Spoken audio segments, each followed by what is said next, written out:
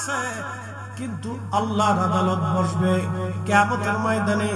সমরকন্দির মা সন্তানের বিরুদ্ধে মামলা দায়ের করবে, আল্লাহ বিচারক আর আসামি হবে মুহাম্মদ ইবনে হারুন সমরকন্দি। রে মালিক, তুমি যে বলবা আল্লাহর আদালত বসবে, সে আদালতে আল্লাহ রাব্বুল আলামিন সমরকন্দির মায়ের পক্ষে রায় দিবে, সমরকন্দির বিরুদ্ধে আল্লাহ রায় দিবে। তবে একটা বিচার কিয়ামতের ময়দানে সমরকন্দির হবে। কি বিচার হবে সেটা আমি পরে আপনাদেরকে বলতেছি, খুব মনোযোগ দিয়ে কথা শুনবেন। মালিক ইবনে দিনার আল ইরাকি আল বসরি রাহমাতুল্লাহি আলাইহি তিনি বলেন, আল্লামা ইমাম আবুল ফারাজ ইবনুল জৌজি আজ থেকে 900 বছর আগে একটা কিতাব লিখেছেন, উয়ুনুল হাকাতের মধ্যে তিনি লিখতেছেন, আল্লাহর মহান ওলি প্রত্যেক বছর হজে আসতেন। হজে আসার পরে তিনি হজ আদায় করতেন। হজ আদায় করার পরে তিনি আল্লাহর দরবারে দোয়া করতেন, আল্লাহ হজ হলো কি হলো না দয়া করে আপনি বলে দেন। শ্রীপুরের মুসলমান, শেরবর্দির মুসলমান, শ্রীবর্দির মুসলমান, শেরপুরবাসী কথা শুনে যাবেন। আরাফাতের ময়দানে হাজী যখন উপস্থিত হয় আর চোখের পানি ছেড়ে দেয়, সাথে সাথে আমার আল্লাহ হাজীর গুনাহ মাফ করে দেয়। আরাফাতের মাঠে হাজীর গুনাহগুলি আল্লাহ মাফ করে দেয়। যদি কোনদিন হজে যান তো দেখবেন আরাফাতের মাঠে হাজী কিভাবে কান্না করে। আরাফাতের মাঠে হাজী কাঁদতে কাঁদতে পেরেশান হয়ে যান, জীবনে অনেক ভুল করছি। এই বছর আমি হজে ছিলাম, প্রচন্ড গরমে কোন কোন রিপোর্টে আসছে 17,000 হাজী বছর মারা গেছে শুধু গরমে, হিট স্ট্রোকে, প্রচন্ড গরম। হেরামে আমি এর আগেও গিয়েছিলাম, কিন্তু সূরা ইখলাস দিয়ে তারা জুমার নামাজ শেষ করেছে। এত প্রচন্ড গরম, 5 মিনিটও থাকা যায় না গরমে, এত হিট, প্রচন্ড তাপ। আমি সেই দিন চিন্তা করলাম, হায়রে এই প্রচন্ড তাপে সাহাবীরা কালেমার দাওয়াত কেমনে পৌঁছায় দিল এই জমিনে? আমার নবীকে না খাওয়াইয়া, আমার রাসূলকে খাবার না দিয়ে পানি বন্ধ করে দিয়ে 2টা বছর পর্যন্ত শিয়াবে আবি তালিবে বন্দী করে রাখা হয়েছিল। গাছের পাতা, শাল বাকলগুলি খেয়ে নবীজি জীবন ধারণ করেছিলেন, কত কষ্ট করেছিলেন। আম্মা জান আয়েশা সিদ্দিকা রাদিয়াল্লাহু আনহা, আম্মা জান খাদিজাতুল কুবরা, ফাতিমাতুজ জাহরার মতো মহিয়সী নারীরা নবীজির সঙ্গে থেকে ক্ষুধা আর অভাব বরণ করে নিয়েও তারা পালায়া যায় নাই।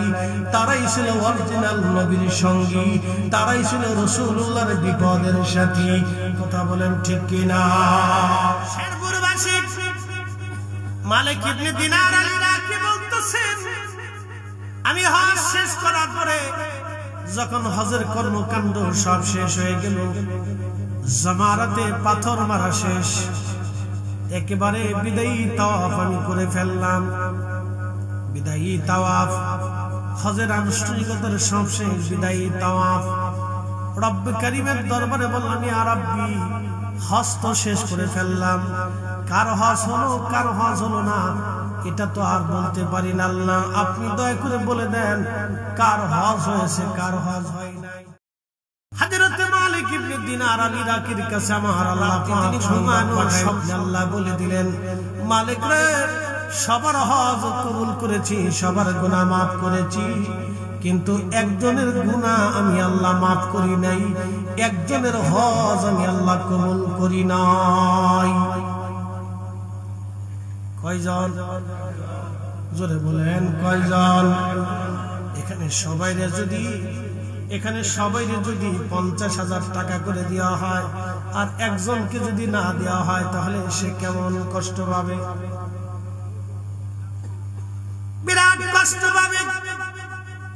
ঠিক সবার গুনাহ মাফ, কিন্তু একজনের মাফ নাই। মালিক ইবনে দিনার রাত্রিবেলা আবার ঘুমের মধ্যে চিন্তা, আল্লাহ ওই লোকটা যদি আমি হই তাহলে আমার জীবন বরবাদ হয়ে যাবে। রব্বুল আলামিন কে সেই লোক যার গুনাহ মাফ হয় না? হজে আসার পরে যার গুনাহ মাফ হলো না, এই হতভাগা লোকটা কে গো আল্লাহ, দয়া করে বলবানি। পরে রাত্রে আল্লাহ বলেন, মালিক তোমার গুনাহ মাফ করছি, কিন্তু একজনকে মাফ করি নাই, তার নাম মুহাম্মদ ইবনে হারুন সমরকন্দি। আমি তার গুনাহ মাফ করি নাই, তার হজ আমি আল্লাহ কবুল করি নাই। মালিক ইবনে দিনারের ঘুম ভেঙে গেল। হেরেমে যায় তিনি তাহাজ্জুদ নামাজ পড়িয়া, ফজরের নামাজ পড়িয়া হেরেম থেকে বের হইয়া আহলুল মক্কা যারা ছিলেন, মক্কার বাসিন্দাদেরকে বললেন, মক্কার বাসিন্দারা রে, বলবা কি মুহাম্মদ ইবনে হারুন সমরকন্দি নামক কাউরে কি তোমরা চিনোনি? তার ঠিকানা তোমরা জানোনি? সব মক্কাবাসী বলল, হ্যাঁ আমরা তার চিনি। আজকে 40 বছর ধরে মাকাম ইব্রাহিমে সারা রাত্র নামাজ পড়ে আল্লাহর ইবাদতে রোনাজারিতে জিকিরে ফিকিরে কাটায় দেয়। 40 বছর ধরে সে ইবাদত করতেছে মাকাম ইব্রাহিমে। সে অনেক বড় বুজুর্গ, অনেক বড় আল্লাহওয়ালা। মালিক ইবনে দিনার চিন্তায় পড়ে গেলেন, হায় হায়, এত বড় আল্লাহওয়ালা কিন্তু হজ কবুল হয় নাই। বিশ্ববিখ্যাত একজন আল্লাহর ওলি ছিলেন, তার নাম মালিক ইবনে দিনার। যারা অলিতে বিশ্বাসী আপনারা জানেন, অলি ছাড়া এই দেশে ইসলাম আমরা পাই নাই। আল্লাহর প্রকৃত অলিদের মাধ্যমে আমরা ইসলাম পেয়েছি। চির সত্য কথা, শুধু বাংলাদেশে না, ভারতে না, পাকিস্তানে না, আফগানিস্তানে না, ইউরোপে যদি দেখেন, আমেরিকাতে যদি দেখেন, চীনে যদি দেখেন, আফ্রিকাতে দেখেন, আল্লাহর বহু বড় বড় ওলিরা কুতুবরা জমিন ঘুরে ঘুরে বিনামূল্যে আল্লাহর দাওয়াত দিয়েছে। আজকে আপনারা আমাকে এখানে এনেছেন, কিছু হাদিয়া দিবেন, সুন্দর করে মন সাজাইলেন, মাইক আনলেন, পোস্টারিং করলেন, দাওয়াত করলেন। কিন্তু এমন দিন ছিল ওলিরা এই জমিনে কালেমার দাওয়াত ঘুরে ঘুরে ঘুরে ঘুরে দিয়েছে। কোনদিন খাবার খাইছে, কোনদিন খাই নাই। আহা, শত্রুর মুখোমুখি দাঁড়ায়া কালেমার দাওয়াত তারা দিয়েছেন। আল্লাহর জমিনে কালেমার পতাকা তারাই উড়িয়ে গেছেন। কথা বলেন ঠিক না বেঠে? বিনামূল্যে নিঃস্বার্থভাবে জমিনে রক্ত ঝরিয়ে কালেমার পতাকা তারা উড়িয়ে গেছেন। শুধু খানকার পীর ছিলেন না, তসবিহ হাতে নেন নাই, তলোয়ার হাতেও নিয়েছিলেন। শাহাদাতের আমি সুধা পান করে তারা এই জমিনে কালেমার দাওয়াত দিয়েছেন। এই জন্য কথা মনে রাখবেন, আহা, শাহাদাত বড় অমীয় জিনিস। এই জন্য আপনি যদি দেখেন ফিলিস্তিনের মুসলমানেরা আজকে তারা শাহাদাতের পেয়ালা নিচ্ছে, শহীদ হচ্ছে, কিন্তু জালেম ইহুদি দাজ্জালের সৈনিকদের সামনে তারা মাথা নত করে নাই। এখনো তারা মাথা উঁচু করে বেঁচে আছে। কথা বলেন ঠিক কিনা?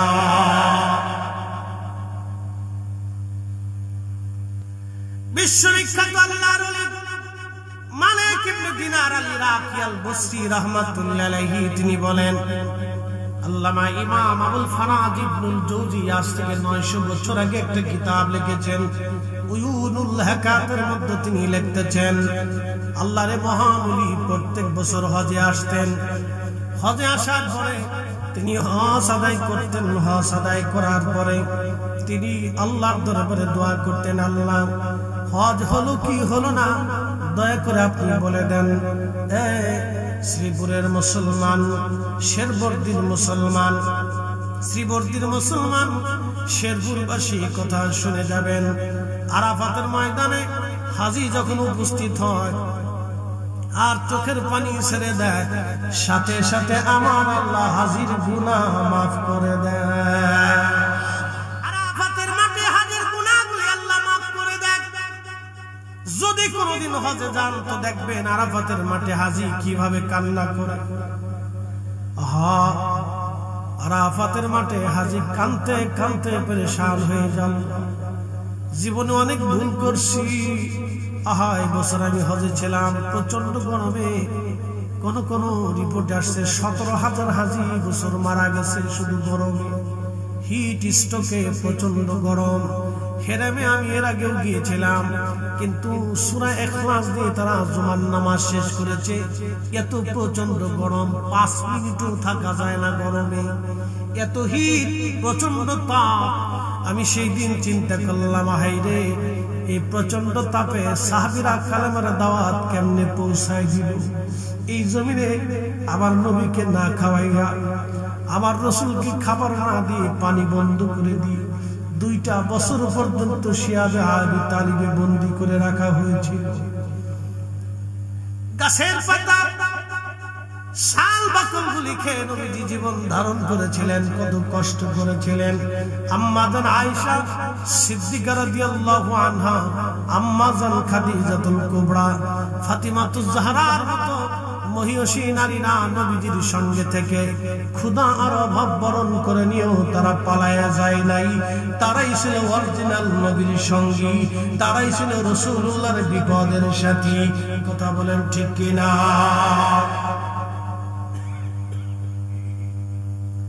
শেরপুরবাসী মালিক ইবনে দিনার আল-ইরাকি বলতেছেন, আমি হজ শেষ করার পরে যখন হজের কর্মকাণ্ড সব শেষ হয়ে গেল, জামারাতে পাথর মারা শেষ, একেবারে বিদায়ী তাওয়াফ আমি করে ফেললাম।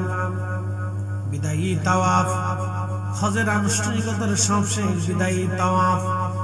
রব্ব কারীমের দরবারে বললাম, ইয়া রাব্বি, হজ তো শেষ করে ফেললাম, কার হজ হলো কার হজ হলো না এটা তো আর বলতে পারি না। আল্লাহ, আপনি দয়া করে বলে দেন কার হজ হয়েছে কার হজ হয় নাই। হযরত মালিক ইবনে দিনার আল-ইরাকির কাছে আমার আল্লাহ পাক সংবাদ পাঠাইলেন। রাত্রি তিনি ঘুমানো স্বপ্নে আল্লাহ বলে দিলেন, মালিক রে, সবার হজ কবুল করেছি, সবার গুনাহ মাফ করেছি, কিন্তু একজনের গুনাহ আমি আল্লাহ মাফ করি নাই, একজনের হজ আমি আল্লাহ কবুল করি নাই। কয়জন? জোরে বলেন, কয়জন? এখানে সবাইরে যদি 50,000 টাকা করে দেওয়া হয় আর একজনকে যদি না দেওয়া হয়, তাহলে সে কেমন কষ্ট পাবে? বিরাট কষ্ট পাবে। ঠিক সবার গুনাহ মাফ, কিন্তু একজনের মাফ নাই। মালিক ইবনে দিনার রাত্রিবেলা আবার ঘুমের মধ্যে চিন্তা, আল্লাহ, ওই লোকটা যদি আমি হই তাহলে আমার জীবন বরবাদ হয়ে যাবে। রব্বুল আলামিন, কে সেই লোক যার গুনাহ মাফ হয় না? হজে আসার পরে যার গুনাহ মাফ হলো না, এই হতভাগা লোকটা কে গো আল্লাহ, দয়া করে বলবানি। পরে রাত্রে আল্লাহ বলেন, মালিক, তোমার গুনাহ মাফ করছি, কিন্তু একজনকে মাফ করি নাই, তার নাম মুহাম্মদ ইবনে হারুন সমরকন্দি। আমি তার গুনাহ মাফ করি নাই, তার হজ আমি আল্লাহ কবুল করি নাই। মালিক ইবনে দিনারের ঘুম ভেঙে গেল। হেরেমে যায় তিনি তাহাজ্জুদ নামাজ পড়িয়া, ফজরের নামাজ পড়িয়া হেরেম থেকে বের হইয়া আহলুল মক্কা যারা ছিলেন, মক্কার বাসিন্দাদেরকে বললেন, মক্কার বাসিন্দারা বলবা কি, মুহাম্মদ ইবনে হারুন সমরকন্দি নামক কাউরে কি তোমরা চিনোনি? তার ঠিকানা তোমরা জানোনি? সব মক্কাবাসী বলল, হ্যাঁ, আমরা তারে চিনি। আজকে 40 বছর ধরে মাকাম ইব্রাহিমে সারা রাত নামাজ পড়ে আল্লাহর ইবাদতে রোনাজারিতে জিকিরে ফিকিরে কাটায় দেয়। 40 বছর ধরে সে ইবাদত করতেছে মাকাম ইব্রাহিমে। সে অনেক বড় বুজুর্গ, অনেক বড় আল্লাহওয়ালা। মালিক ইবনে দিনার চিন্তায় পড়ে গেলেন, হায় হায়, এত বড় আল্লাহওয়ালা কিন্তু হজ কবুল হয় নাই। 40 বছর ধরে মাকাম ইব্রাহিমে নামাজ পড়ে, হজ কবুল হলো না। মনোযোগ দিয়ে 40 কত বছর? কত বছর? কোন জায়গায় নামাজ পড়ে? মাকামে ইব্রাহিমে, যেখানে নামাজ পড়লে কবুল, যেখানে দোয়া করলে মাফ হয়ে যায়, যেখানে কাঁদলে আল্লাহ ক্ষমা করে দেয়, সেইখানে 40 বছর ধরে কাঁদতেছে কিন্তু কবুল হয় না। লোকেরা বলল, হুজুর, রাতে পাবেন মাকামে ইব্রাহিমে, দিনের বেলা পাবেন মক্কা একটা গাছ আছে, এই গাছের নিচে সারা রাত মুহাম্মদ ইবনে হারুন নামাজ পড়েন, সারাদিন ওইখানে ইবাদত করে কাটায়। আপনি দিনে ওইখানে পাবেন, রাতে মাকাম ইব্রাহিমে পাবেন। আল্লাহর ওলি মালিক ইবনে দিনার হেঁটে হেঁটে বিরান ভূমিতে যায়, দেখলেন হ্যাঁ গাছের নিচে একজন বান্দা, একটা হাত নাই, দাঁড়ায় দাঁড়ায় খুব ধীর স্থির ভাবে নামাজ পড়তে। দিনার আল ইরাকি বসরি তিনি যায় দেখেন গাছের নিচে আল্লাহর বান্দা নামাজ পড়ে। সালাম দিলেন, আসসালামু আলাইকুম ওয়া রাহমাতুল্লাহ। সালাম দিয়ে তিনি বসে গেলেন। মালিক মুহাম্মদ ইবনে হারুন সামরকন্দি নামাজ শেষ করার পরে তিনি সালাম ফিরাইয়া তিনি উত্তর দিলেন, ওয়া আলাইকুম আসসালাম রাহমাতুল্লাহি ওয়া বারাকাতুহু। আল্লাহর বান্দা পরিচয় কি, কি জন্য আপনি মিসকিনের কাছে আসছেন? বলে আপনার নাম কি? মুহাম্মদ ইবনে হারুন সামরকন্দি। বলে হ্যাঁ। বলে আপনার পরিচয় কি? বলে আমার নাম মালিক ইবনে দিনার আল ইরাকি আল বসরি। বলতেছে হুজুর আমি আপনাকে চিনছি, আপনি ইরাকের অনেক বড় জাহিদ, অনেক বড় আবিদ, আপনি এই জমানার মস্ত বড় আল্লাহর ওলি, আপনাকে আর পরিচয় দিতে হবে না, আমি চিনছি। তবে হুজুর কি জন্য আপনি অধমের কাছে আসছেন? বলে আল্লাহর বান্দা আজকে 2 রাত ধরে আল্লাহর দরবারে কথা হচ্ছে আমার। আল্লাহ আমারে জানাইছে এই বছর সমস্ত হাজিদের গুনাহ মাফ হয়েছে, সবার হজ কবুল হয়েছে, কিন্তু তোমার গুনাহ মাফ হয় নাই, তোমার হজ কবুল হয় নাই। মুহাম্মদ ইবনে হারুন সামরকন্দি চোখের পানি ছেড়ে দিয়ে কেঁদে বলল, হুজুর সর্বনাশের কথা শুধু এইবার না, এবার দিয়ে 40 বছর ধরে আমি শুনতেছি। প্রত্যেক বছর হাস শেষ হয়, একজন করে আল্লাহর ওলি আসে, আবদাল এসে আমারে সংবাদ দিয়ে যায় সবাই আল্লাহ মাফ করছে, কিন্তু আমারে মাফ করে নাই। সবার হজ কবুল হয়েছে রে, আমার হজ কবুল হয় নাই। সবার ক্ষমা হয়, কিন্তু আমার ক্ষমা হয় না। সবার মাফ হয়, কিন্তু আমার মাফ হয় না। হুজুর 40তম বছরে আজ আপনি বলে গেলেন, 40 বছর ধরে 40 জন আল্লাহর ওলি আমাকে বলে গেছে সবার মাফ হয়, কিন্তু আমার মাফ হয় না।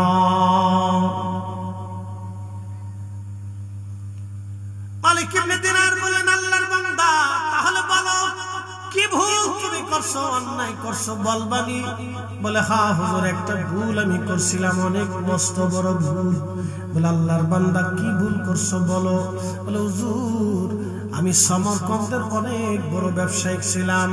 বলে দিয়ে যাই আমাদের বাংলাদেশ, তারপরে অনেক মস্ত বড় একটা দেশ আছে ভারত, ভারতের পর আরো একটা মস্ত বড় দেশ আছে পাকিস্তান, পাকিস্তানের পরে আরো মস্ত বড় একটা দেশ আছে আফগানিস্তান, তারপরে একটা দেশের নাম উজবেকিস্তান। এই উজবেকিস্তানের বুখারা একটা শহর আছে, এই বুখারা থেকে 3 মাইল দূরে আর একটা শহর আছে, এই শহরের নাম হলো বাজান সমরকন্দ। যেমন জামালপুর থেকে শেরপুর 10-15 কিলোমিটার হবে, নাকি বলেন? কত কিলোমিটার?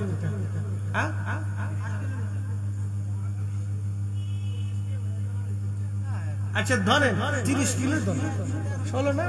তো আমার এটা হিসাব আছে, আমি তো গাড়ি চালাই না, একটা মোটামুটি হিসাব আছে।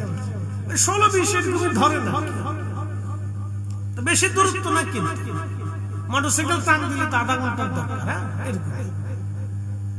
তো 3 কিলোমিটার দূরত্ব, একটা এলাকা বুখার আর একটা সমরকন্দ। তো সমরকন্দে বাড়ি ছিল মুহাম্মদ ইবনে হারুন সমরকন্দ উজবেকিস্তান। উনি বলতেছেন আমি শহরের অনেক বড় ব্যবসায়ী ছিলাম, তৎকালীন সময়ে আমার 7,000 স্বর্ণ মুদ্রা ছিল, বর্তমান সময়ে হাজার হাজার কোটি টাকা। মুহাম্মদ ইবনে হারুন সামরকন্দি রাহমাতুল্লাহ আলাইহি তিনি বলতেছেন 8,000 স্বর্ণ মুদ্রা, অনেক বড় ধনী। 12 জন দাসীবাদী নিয়ে আমার বিরাট বড় জমিদারি ছিল। আমি মধু পাইছিলাম, নেশা করতাম আমি, নেশা। শাবানের শেষ রাত, রমজান আসবে, শাবানের শেষ রজনী আমি এই শেষ রাত্রি বেলা আমি মদ পান করে বাড়ি আসলাম। বাড়ি আসার পরে আমার মা উনুনি চুলার পাশে বসে বসে রুটি বানাইতেছিলেন। বড় বড় চুলা, বড় বড় রুটি তারা বানায়, বড় বড় চুলা তাদের রুটি বানাচ্ছিলেন। কারণ আমাদের সংসার ছিল অনেক বড়, 12 জন দাসী বাদি দিয়ে আরো লোক লস্কর দিয়ে কামলা সামলা কাজের লোক দিয়ে বিরাট তো ছেলে মারা যায়, তুই কি মরতে পারিস না? এই কথা শোনার পরে হুজুর আমার শরীরের জিদ এসে গেল। শয়তান আমাকে পেয়ে বসলো। আমি মারে হাত দিয়ে থাপ্পড় মারতে লাগলাম, ঘুষি মারতে লাগলাম।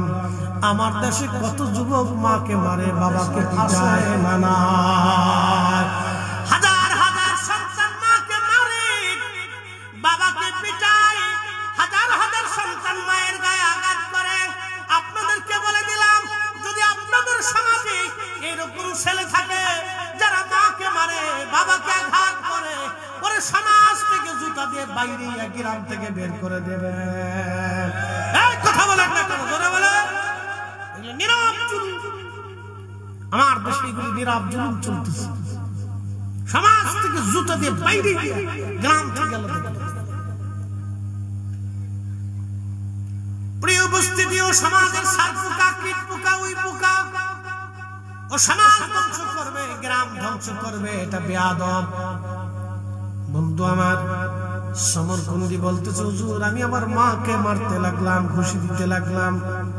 মা আমার হাত ধরলেন, আমাকে আরো মারাগান্বিত ভাবে বকাঝকা শুরু করলেন। মায়ের রাগ শুনিয়া আমার আরো জিদ চেতে গেল। হুজুর আমি আমার মাকে জাপটে ধরে নিয়ে আগুনের চুলার মধ্যে ফেলে দিলাম। হুজুর আমার স্ত্রী আমাকে ধাক্কায় ধাক্কায়া ঘরের মধ্যে নিয়ে ঘরের দরজা তালা মেরে দিলেন, ঘরের মধ্যে আমার আটকায় দিলেন। আল্লাহর ওলি আমি নেশাগ্র অবস্থায় ঘরের মধ্যে ঘুমিয়ে পড়লাম।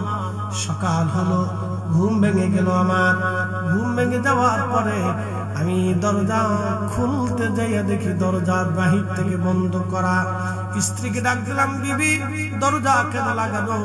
স্ত্রী আমাকে কর্কশ ভাষায় বলল, তোমার মতো নাফরমানের সঙ্গে আমি সংসার আর করব না। যেই লোকটা নিজের মাকে চুলার মধ্যে আগুনের মধ্যে পোড়ায় মেরে ফেলে দেয়, তার সঙ্গে আমি আর সংসার করতে পারবো না। এত বড় নাফরমানের সঙ্গে ঘর সংসার করা যায় না। আমি বললাম, বিবি কি হয়েছে? বলে, গতকাল রাত্রিবেলা তুমি মদপায়ী অবস্থায়, নেশাগ্রস্ত অবস্থায় তুমি তোমার মাকে আগুনের চুলার মধ্যে পোড়ায় মারছো। বলে, হুজুর এই কথা শোনার পর আমি দরজা খুলে ভেঙ্গে বের হয়ে দৌড়ায় যায়, দেখি মার পুরা শরীর আগুনে পুড়ে কয়লার মতো হয়ে গেছে। একেবারে সারা শরীরটা পুড়ে পুড়ে কালা হয়ে গেছে। মাকে আমি নামাইলাম। আমি নামাইয়া চিন্তা করলাম, সর্বনাশ আমি কি করছি? আমার জীবনের কত বড় ভুল, কত বড় সর্বনাশ আমার জীবনে হয়ে গেল। মালিক ইবনে দিনার বলতেছেন, লোকটা কাঁদার বলে, হুজুর আমি আমার মারে দাফন কাফন করলাম। দাফন কাফন করে আমি আমার স্ত্রী থেকে জুদা হয়ে গেলাম, তারে তালাক দিয়ে তারে বিদায় করে দিলাম। আমার 12 জন দাসী বাদী ছিল, আমি তাদেরকে মুক্ত করে দিলাম। যদি আল্লাহ আমাকে মাফ করে দেয়, আমি আমার মায়েরে মারছি, যেই হাত দিয়ে মায়েরে ঘুষি মারছিলাম, থাপ্পড় মারছিলাম, আল্লাহ আমারে মাফ করবেন। ক্ষমার আশায় 7,000 স্বর্ণ মুদ্রা আল্লাহ রাস্তায় দান করে দিলাম, যদি আল্লাহ আমারে মাফ করে দেয়। যদি আল্লাহ মাফ করে আমার সমস্ত সম্পদ গুলি আল্লাহ রাস্তায় দান করে। তারপরও আমার মন বলে, প্রভু বুঝি আমার উপরে বেজার হয়ে আছে, আল্লাহ মাফ করে দেয়। যে হাত দিয়ে মায়েরে মারছিলাম, আল্লাহর ওলি মালিক ইবনে দিনার, আপনি তাকায় দেখেন আমার ডান হাতটা কাটা। আমি বাম হাত দিয়ে কুড়াল দিয়ে নিজ হাত থেকে কোবায় কেটে ফেলে দিই। যেই হাত দিয়ে মায়েরে মারছি, এই হাত আমি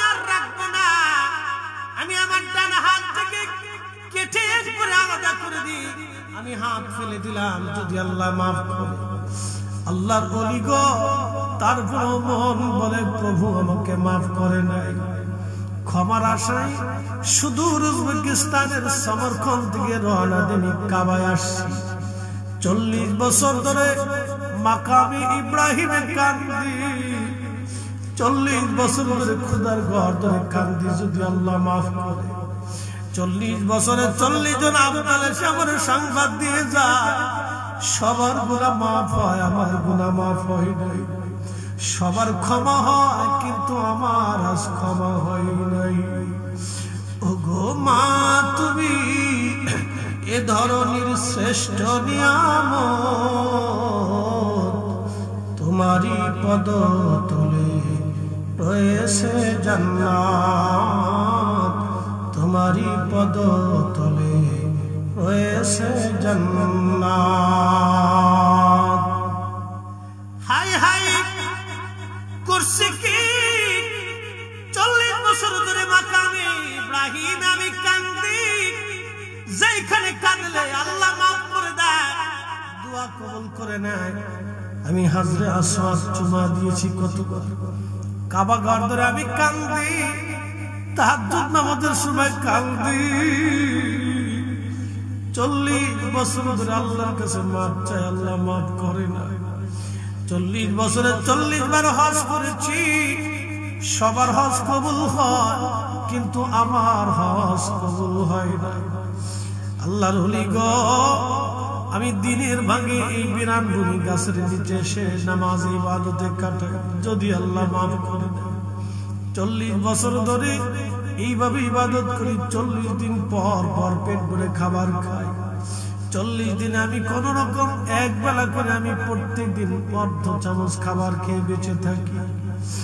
দুনিয়ার সব কিছু ছেড়ে দিয়েছি, শুধু ক্ষমার আশায়, ক্ষমার আশায় আমি এখানে বসে বসে কান্দি। আমার উপায় কি? 40 বছর ধরে আমার ক্ষমা হয় না আল্লাহর। 40 বছর ধরে 40 জন আবদাল এসে আমার সংবাদ দিল সবার মাফ হয়, আমার মাফ হয় না। 40তম বছরে আপনি এসে আমাকে বলে দিয়ে গেলেন সবার ক্ষমা হয়, আমার ক্ষমা নাই। করব কি আমি? উপায় কি? উপায় কি আমার? উপায় কি? তখন মালিক ইবনে দিনার বললেন, আল্লাহর বান্দা বলো কি করে তোমার ক্ষমা হবে বলো, এত বড় অপরাধ করার পরে কি করে ক্ষমা হয় বলো। তখনই আল্লাহর বান্দা মুহাম্মদ ইবনে হারুন সমরকন্দি 2 হাত আল্লাহর দরবারে বাড়ায়া অনুনয় বিনয় করে কান্না শুরু করলো। একসাথে জোরে বলবেন আল্লাহু আকবার। না না, জোরে বলেন আল্লাহু আকবার।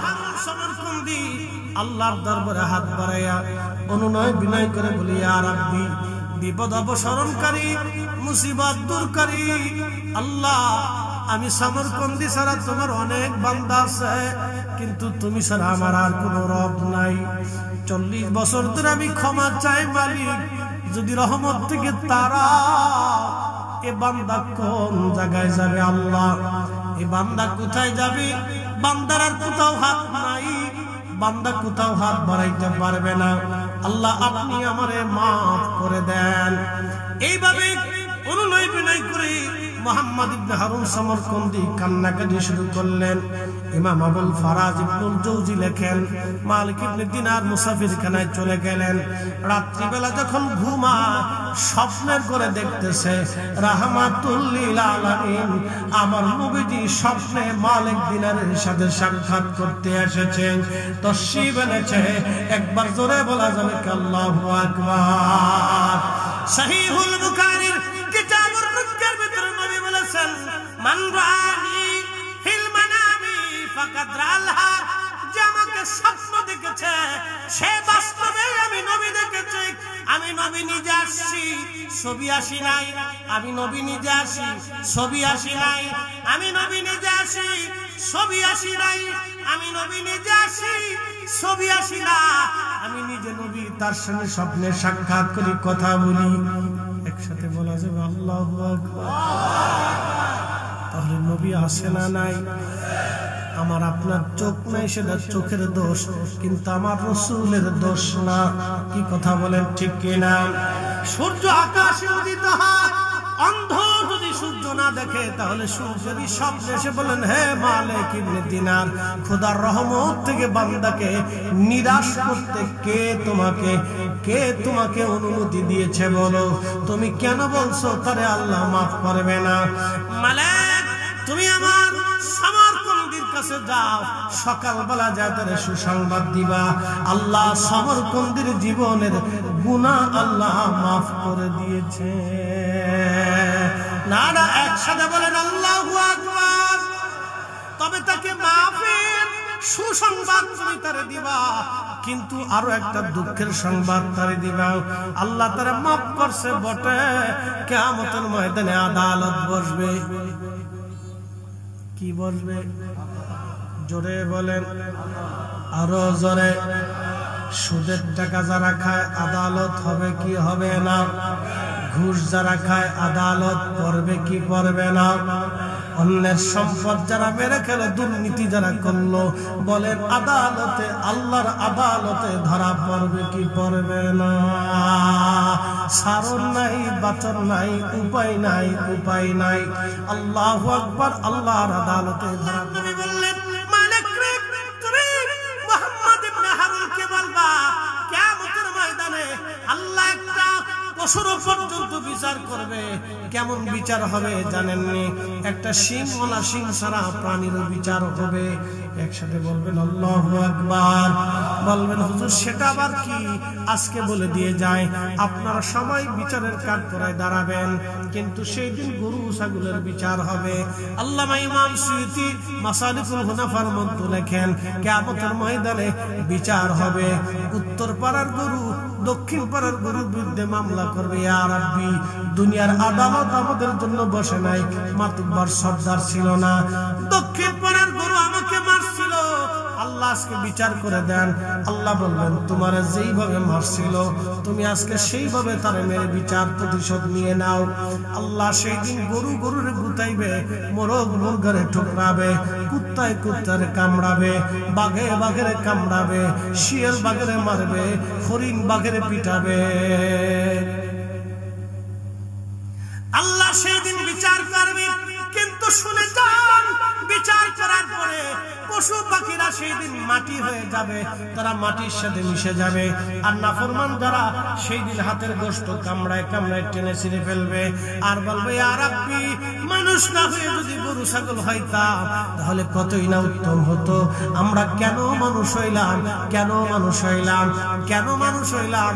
গরু ছাগল হইলে অন্তত আজকে মাটি হয়ে যেতে পারতাম। নাই রে উপায় নাই রে, উপায় নাই, দয়াল নবীর চরণ বিনে উপায় নাই। ঠিক কিনা? দয়াল নবীর চরণ বিনে